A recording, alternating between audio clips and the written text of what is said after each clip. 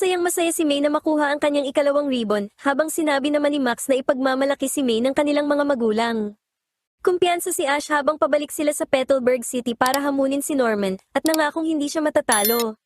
Gayunpaman, humingi siya ng tubig kay Brock pero wala ng tubig ang kanilang lalagyan. Dahil dito, nainis sina Max, May, at Ash, pero sinabi ni Brock na meron siyang magandang rason kung bakit hindi siya nagdala ng tubig at hinaya ang lahat na sumunod sa kanya. Nagnanakaw ng tubig ang Team Rocket at nilalagay nila ito sa mga bote.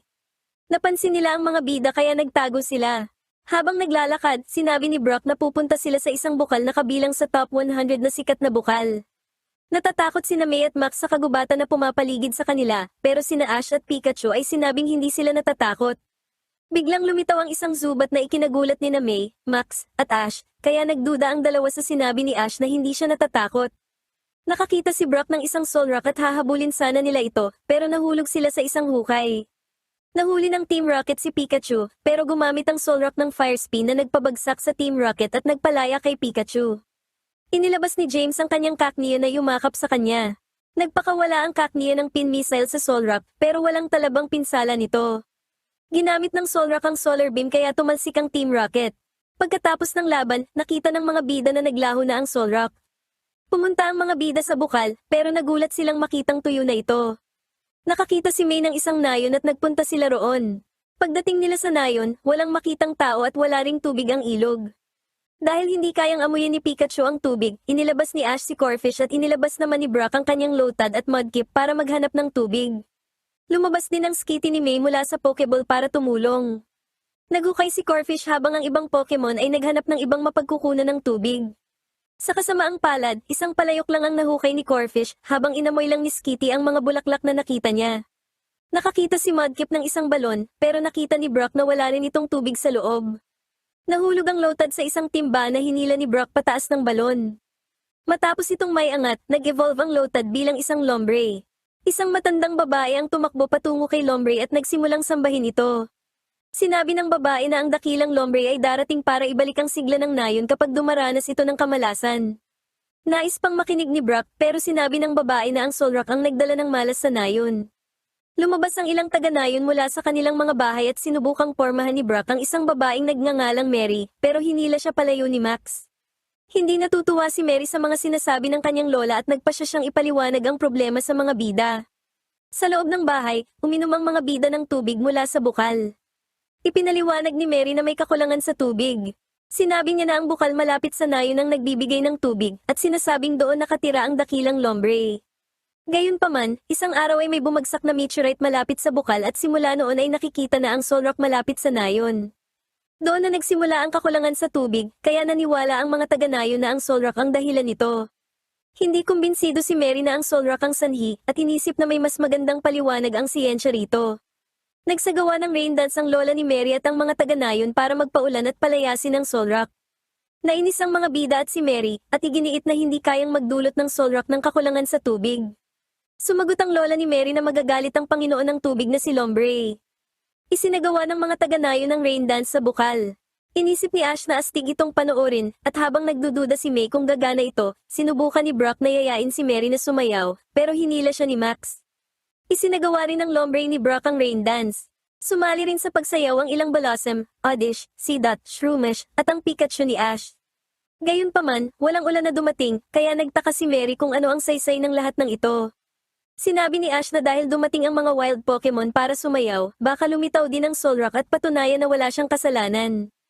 Ipinaalala ni Brock na nakababasa ng isip ang Solrock at hindi ito lalapit sa mga taong galit sa kanya. Sinabi ng lola ni Mary na hindi niya gusto ang Solrock pero may naisip na plano si Brock. Habang nagtatago ang lahat sa mga damuhan, sumasayaw ang Lombre sa paligid ng bukal para tawagin ang Solrock. Lumitaw ang Solrock at nakipag-usap kay Lombre. Lumabas ang Skitty ni May mula sa Pokeball at pumasok sa isang kuweba.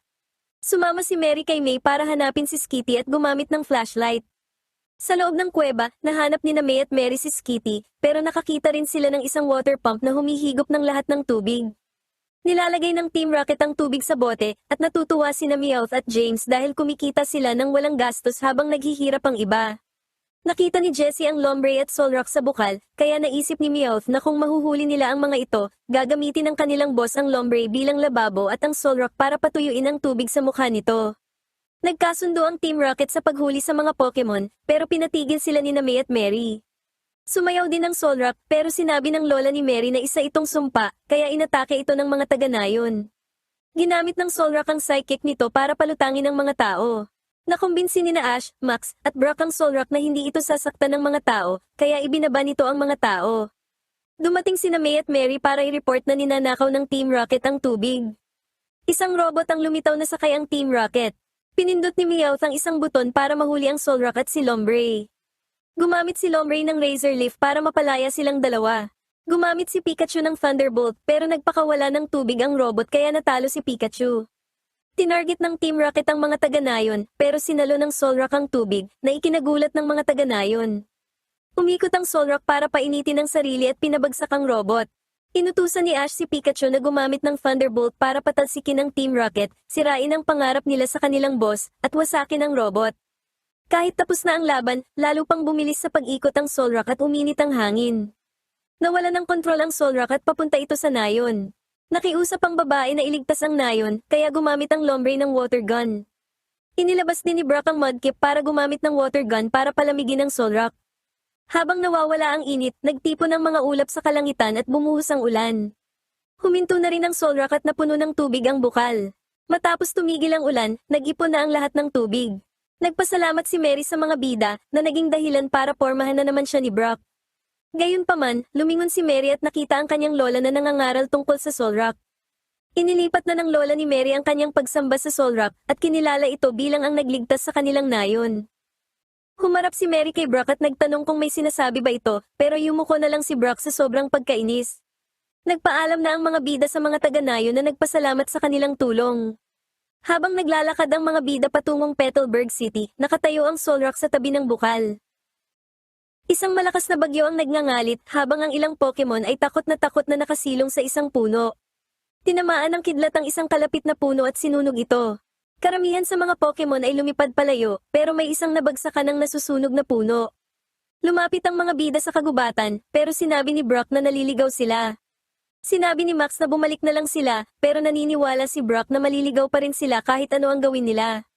Gayunpaman, sinabi ni Brock na oras na para mananghalian. Nagluto si Brock ng stew, kaya siya, si Ash, at si May ay pinalabas ang kanilang mga Pokemon para kumain. Sinabi ni Brock sa ibang Pokemon na ang kanyang Lotad ay nag-evolve na bilang isang Lombre. Biglang may narinig si Pikachu at nang puntahan nila ito, nakita nila ang mga punong natumba. Nakatagpo ang mga bida ng isang Swablu na may sugat sa pakpak dahil nabagsakan ito ng nasusunog na puno. Lumapit si May sa Swablu, pero gumamit ang Swablu ng Sing, kaya nakatulog ang lahat. Natisod ang Swablu kay Torchic na nagising at tiniyak sa Swablu na narito sila para tumulong. Tinuka ni Torchic si May para gisingin ito. Nag-spray si May ng potion sa sugat na pakpak ng Swablu, habang tinuka naman ni Torchic ang iba para gisingin. Narinig ng isang lalaki na may kasamang Nuzleaf ang sigaw ng mga bida na nasaktan sa pagtuka ni Torchic. Nakita ng lahat ang Swablu na nakabalot na ng benda na parang mommy. Sinabi ni May na habang natutulog lang ang iba ay nilunasan niya ang Swablu at naging kaibigan ito. Lumitaw ang lalaki na siyang ranger ng preserve na nagngangalang Morita at nag-alok ng tulong. Dinala ni Morita ang mga bida sa kanyang lodge, kung saan binalutan ni Brock ng benda ang pakpak ng Swablu ng tama at binigyan ito ng gamot. Nagulat si May na gusto ng Swablu ang gamot ni Brock, pero ipinunto ni Ash na yun ang dahilan kung bakit magiging pinakamagaling na breeder si Brock. Binigyan ni Morita ang mga bida ng hot chocolate. Ipinaliwanag ni Morita na may malakas na bagyo kagabi na sumira sa maraming pugad, at maraming batang Pokemon, kabilang ang Swablu, ang nahiwalay sa kanilang kawan. Nais ni Brock na may magawa pa sila, pero nangako si Morita na aalagaan ito dahil naglalakbay ang mga bida. Inamin ni Ash na papunta sila sa Petalburg City, kaya nangako si Morita na bibigyan sila ng direksyon. Inisip ni May na dapat silang manatili para makitang gumaling ang Swablu at makabalik sa pamilya nito. Sumang-ayon sina Ash, Brock, at Max, at binigyan sila ni Morita ng matutulugan para sa gabing iyon. Minamanmanan ng Team Rocket ang mga bida. Sinabi ni Meowth na kung ibibigay nila ang Swablu sa boss, makakatulog ito ng mahimbing sa malambot na pakpak nito habang gumagamit ang Swablu ng Sing. Dahil dito, natuwa ang Team Rocket dahil makakakuha sila ng promosyon. Nakatulog si May, kaya ginising siya ng lahat. Nag-alok si Brock na bantayan ng Swablu, pero nangako si May na kaya niyang alagaan ang Swablu ng mag-isa. Sinabi ni Max na hindi na mababago ang isip ni May, tulad na lang noong may crush itong batang lalaki sa paaralan, pero pinatahimik ni May si Max bago pa siya makapagsalita ng higit pa. Binigyan ni Brock si May ng gamot at mga benda para sa swablo at sinabihan kung ano ang dapat gawin. Natulog sina Ash, Max, at Brock habang nanatiling gising si May para bantayan ang swablo sa buong gabi. Sa paglipas ng mga araw, inalagaan ni May ang swablo. Nababahala si Jessie kung gaano pa sila katagal maghihintay para mahuli ang swablo, pero ipinaalala ni na James at Meowth na kailangang gumaling muna ang pakpak nito bago nila ito nakawin. Isang araw, tinanggal ni Brock ang mga benda ng swablo at masaya ang lahat na magaling na ang pakpak nito. Lumipad ang swablo ng sandali, pero nahulog ito, kaya hinala ni Ash na baka nakalimutan na nito kung paano lumipad. Inilabas ni Ash si Telo para ipakita sa swablo kung paano lumipad. Nakapagtataka na umiling ang swablo bilang pagtanggi, kaya inisip ni Brock na natatakot itong lumipad. Hinala ni Morita na maaaring mangyari ang mga ganitong bagay matapos makaranas ng trahedya, na maaaring mga ilangan ng mas mahabang panahon para maayos. Hinayaan ni Ash si May na gumugol ng mas maraming oras kasama ang swablo hanggang sa makalipad ito. Naniniwala si Max na dapat rin silang tumulong para makabalik na ang swablo sa kawan nito, habang nangako naman si Morita na hahanapin ang kawan ng swablo. Nagsuot sina Ash at Pikachu ng mga plastik na pakpak para turuan ng swablo kung paano lumipad, kahit pa nag-aalinlangan ng iba kung magandang ideya ba ito. Tumakbo sina Pikachu at Ash at iwinagayway ang kanilang mga pakpak sabay talon. Ginaya sila ng swablo na tumakbo at nakalipad, pero nahulog ito at nasubsob sa putik. Isinakay ni May ang swablo sa kanyang Beautyfly para maalala nito kung gaano kasarap ang lumipad. Lumipad ang Beautyfly at matapos ang kaunting pangungumbinsi, idinilat ng swablo ang kanyang mga mata. Masaya ang swablo na makita ang tanawin mula sa itaas.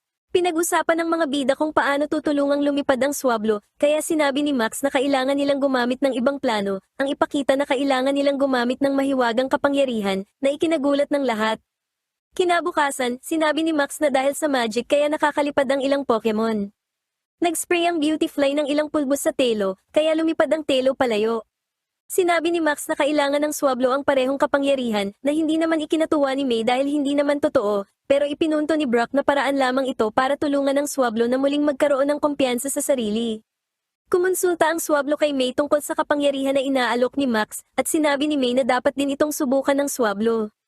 Inispray ni Beautyfly ang pulbos sa swablo, na iwinagayway ang kanyang mga pakpak ng buong lakas at lumipad palayo. Humingi din ng pulbos sina Ash at Pikachu, pero sinabihan silang peke ang pulbos, kaya napahiya si Pikachu na naniwala din tulad ni Ash. Nahanap na ni Morita ang kawan, kaya sumakay ang lahat sa sasakyan patungo sa isang lawa kung nasaan ang kawan. Habang nasa biyahe, inatake ang sasakyan ng pin missile, na naging dahilan para ma-flat ang gulong nito. Dahil hindi naman malayo ang lawa, hiniling ni May sa swablo na lumipad na papunta roon. Tumanggi ang swablo, at naisip ni Max na gusto nito ng mahiwagang pulbos. Ilalabas na sana ni May ang Beautyfly, pero isang mechanical na kamay ang kumuha sa swablo. Ang Team Rocket ang kumuha sa swablo at lumipad palayo sakay ng isang balon. Inutusan ni Ash si Pikachu na gumamit ng Thunderbolt, pero ipinaalala sa kanya na kung patatalsikin ni Pikachu ang Team Rocket, masasaktan din ang swablo. Sa halip, gumamit ang swablo ng Sing, kaya nakatulog ang Team Rocket. Bago makatulog ang Cacnea, gumamit ito ng pin missile na tumama sa lahat, kaya nagising ang lahat maliban sa Cacnea. Isa sa mga missile ang nakasira sa burner, kaya bumaba ang balon. Nakita ng swablo ang apoy at naalala ang apoy noong tinamaan ng kidlat ang puno. Nag-apoy ang balon na ikinatakot ng swablo. Kinumbinsi ng mga bida ang swablo na lumipad at nagawa nitong maiwasan ang pagsabog ng balon. Inilabas ni Brock sina Mudkip at Lombre para apulahin ang apoy gamit ang water gun. Nakaligtas ang Team Rocket, pero gusto pa rin nila ang swablo, kaya gumamit ang Lombre at Mudkip ng water gun para patalsikin sila. Pagdating nila sa lawa, walang nakitang kawan ng mga bida dahil nakaalis na ang mga ito. Sa halip, inalok ni May ang swablo na sumama sa kanila, at baka mahanap pa nila ang kawan nito. Noong inihahanda na ni May ang Pokeball, dumating ang kawan ng mga Altaria at swablo. Pumunta ang swablo sa kawan, nag-atubili si May, pero hinayaan niyang sumama ang swablo sa kawan. Hindi naintindihan ni Max kung bakit niya hinayaang umalis ang swablo, pero ipinaliwanag ni May na ito ay para sa kaligayahan ng swablo. Dumaloy ang huling luha ni May para sa swablo habang lumilipad palayo ang swablo at ang kawan nito.